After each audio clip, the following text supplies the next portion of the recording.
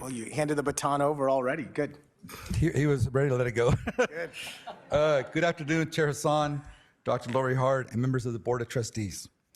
Thank you for the opportunity to speak with you today on behalf of our Faculty Senate.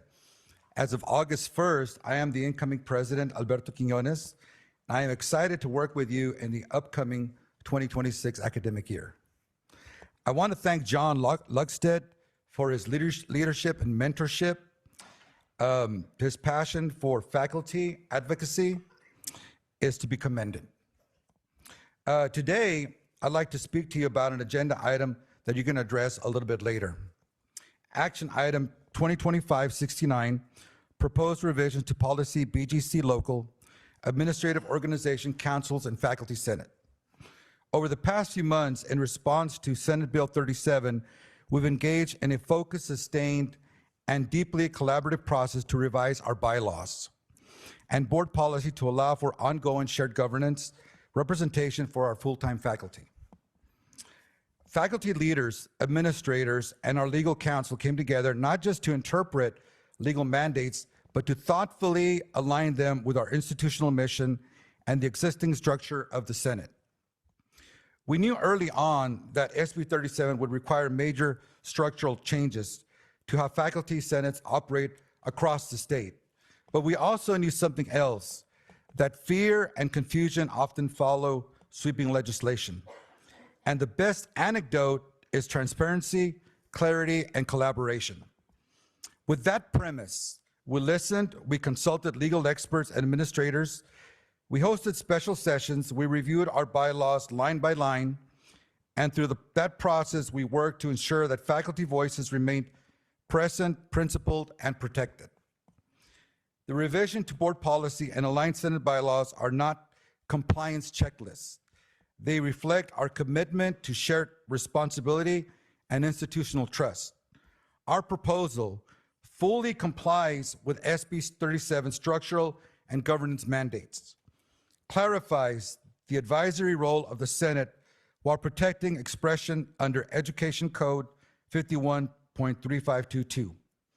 It establishes an equitable process for Senate appointments and officer confirmation, enhances public transparency around governance and curriculum participation, and preserves the diversity and integrity of faculty representation across our ACC campuses. Our plan has the unanimous approval of our Faculty Senate and support from administrators. It represents the collaborative work of a large committed group of professionals who champion shared governance and its continued presence here at ACC. What we've built together, faculty and administration, is an inclusive model for navigating change with courage, legality, and care, while honoring the human relationships that make institutions work. Thank you for your time and trust, for recognizing that compliance can coexist with compassion, and for investing in shared governance. We appreciate your approval of the proposed revisions to policy BGC local, administrative organization, councils, and faculty senates. Thank you very much. We will now turn to our chancellor for any.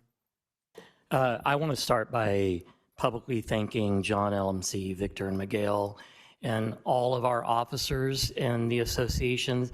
If you are an officer in the associations, would you stand and let us acknowledge your incredible partnership?